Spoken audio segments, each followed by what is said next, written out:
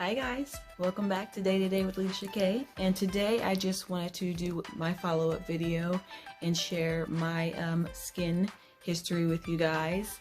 I didn't have the worst skin in the world, but I also didn't have the best. I still don't have the best. My skin is not perfect. I have my issues from here to there.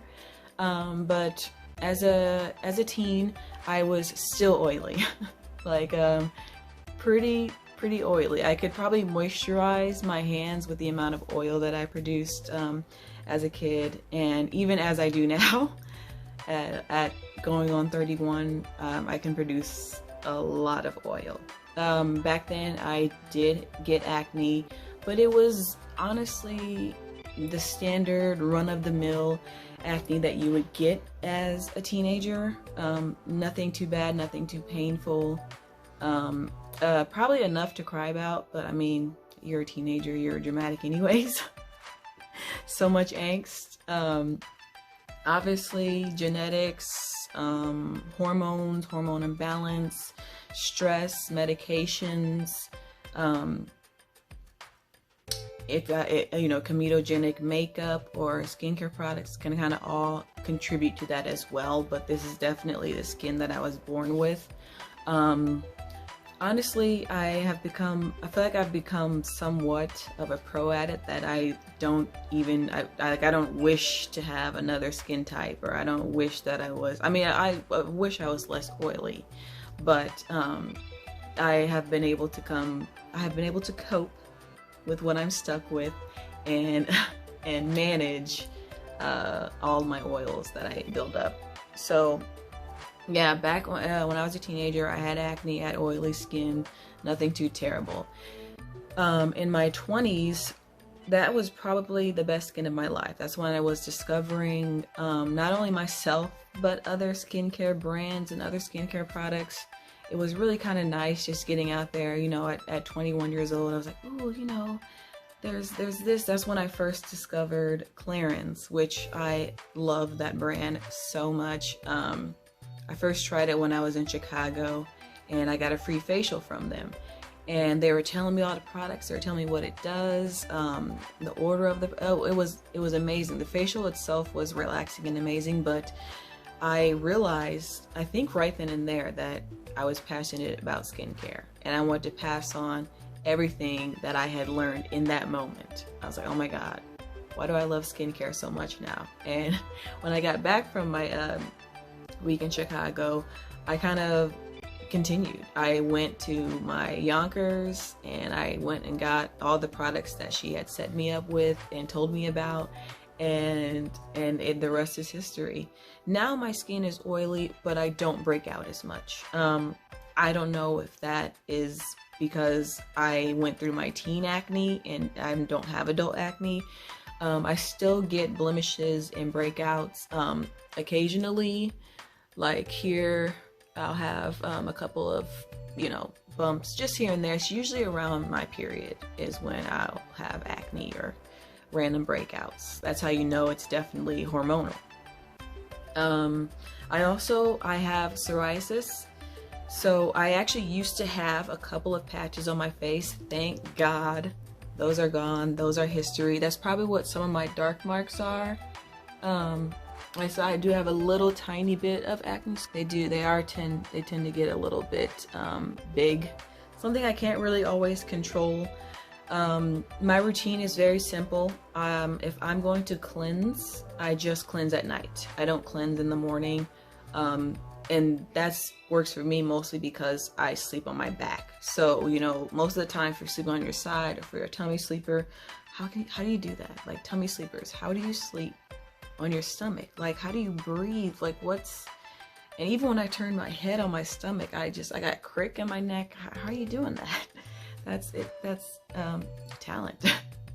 But I'm a back sleeper, so I don't tend to sleep on my pillow where there's maybe hair products or other oils or anything like that. So I don't feel bad about just using a washcloth in the morning. I just don't. So I'll do, I'll use a warm washcloth, and then I'll do a toner, and then serum, and then moisturizer.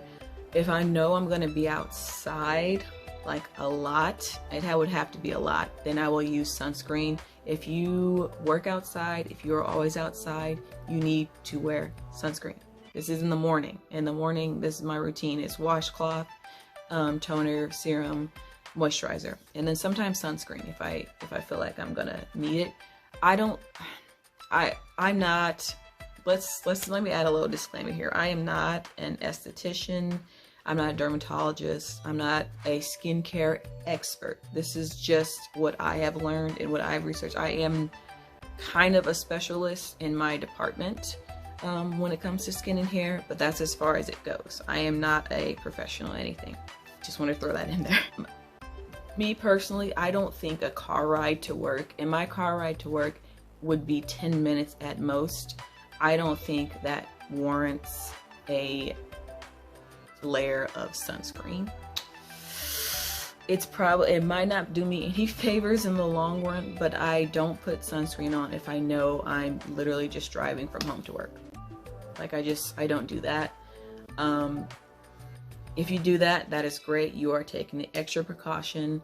You know, I don't know. Sunscreen is it's too much for my skin, no matter which one I do. And you know, me being a woman of color, it's hard to find some that don't leave you looking like a ghost or like a, you know, with the purpley tint. I can't do it, so I don't normally do it, but I do wear sunscreen. It's just, if I'm going from here to there, I don't feel like I need to do all that. At night, I will tend to do a little bit more. At night, sometimes I'll add a layer of rosehip oil.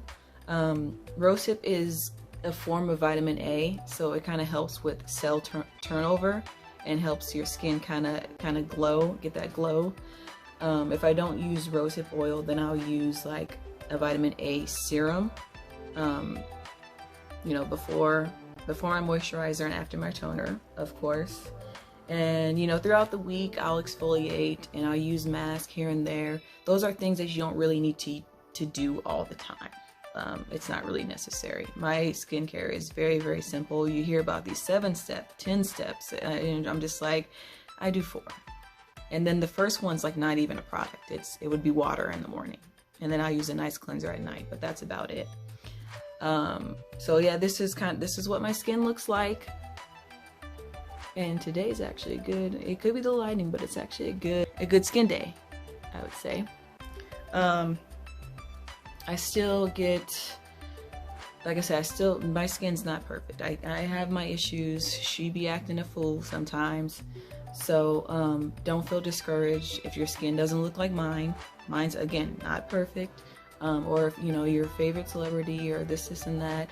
And the best thing about me getting to here where I am comfortable in my skin, like, sounds cliche and like quite literal, but to be comfortable in my skin like this, I kept it simple, and I tried expensive and I tried cheap. I tried in between. Me personally, you don't have to spend $500 on a skincare routine to have really great skin, to have really healthy skin. At the end of the day, that's what you want. You want healthy skin. And let's see what else. Oh, I have a little bit of hyperpigmentation. You can't tell.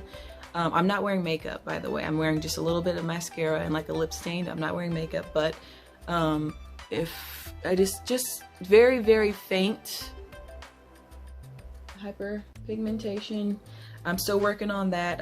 For that I use a vitamin C serum. Those are just amazing. And as we go on into the skincare Saturdays, I will, you know, list ingredients for things that kind of help each skin problem, anything like that. So don't worry about that. We will all elaborate, but it will still be in layman's terms. We don't want any overwhelming at all.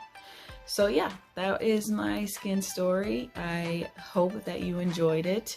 Please like, comment, and subscribe. Share this video to your friends if they would help them or if they would be interested. And I will see you in the next video.